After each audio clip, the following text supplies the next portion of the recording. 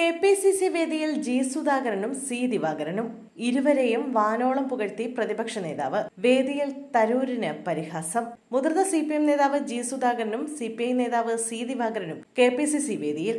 തിരുവനന്തപുരത്ത് കെ.പി.സി.സി സംഘടിപ്പിച്ച ഗുരുഗാന്ധി സമാഗമ ശതാബ്ദി ആഘോഷത്തിലാണ് ഇരുവരും പങ്കെടുത്തത്. CPM നേതൃത്വത്തോട് ഇടഞ്ഞു നിൽക്കുന്ന സുധാകരൻ അതൃപ്തി പലകുറി പരസ്യമാക്കിയതിന് പിന്നാലെയാണ് കെ.പി.സി.സി വേദിയിലെത്തിയത് എന്നത് ശ്രദ്ധേയമാണ്. സർക്കാരിന്റെ ഡൽഹി പ്രതിനിധിയായ KV തോമസിനെ രൂക്ഷഭാഷയിൽ കഴിഞ്ഞ ദിവസം പരിഹസിച്ചിരുന്നു. CPMലെ പ്രായപരിധിയിലെ ഇളവുകളും ജി സുധാകരൻ ചോദ്യം ചെയ്തിരുന്നു. ഇതിനെല്ലാം പിന്നാലെയാണ് സുധാകരൻ ഇപ്പോൾ കെ.പി.സി.സി വേദിയിലെത്തിയിരിക്കുന്നത്.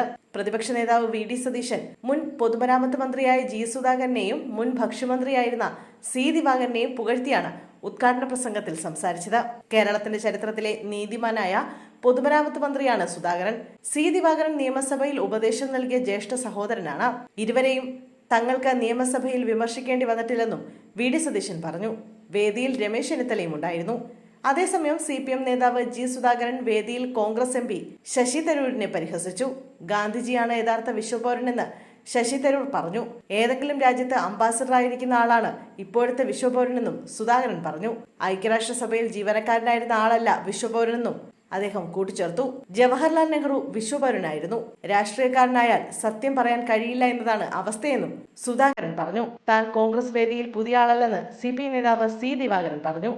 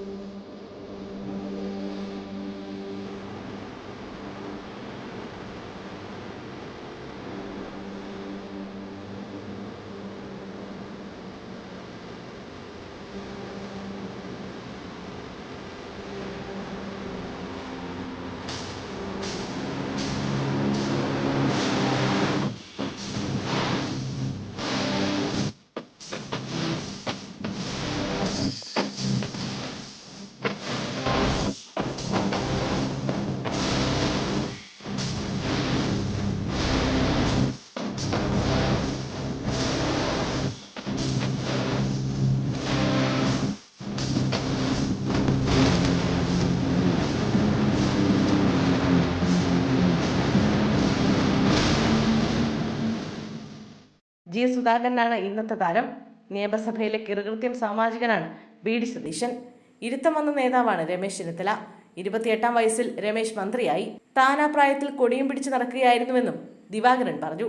ജി സുധാകരന് മുമ്പ് തന്നെ സംസാരിക്കാൻ വിളിച്ചത് എന്തിനെന്നറിയാം. സുധാകരൻ സംസാരിച്ചു കഴിഞ്ഞാൽ നിങ്ങളെല്ലാം പോകുമെന്ന് സി ദിവാകരൻ പറഞ്ഞു.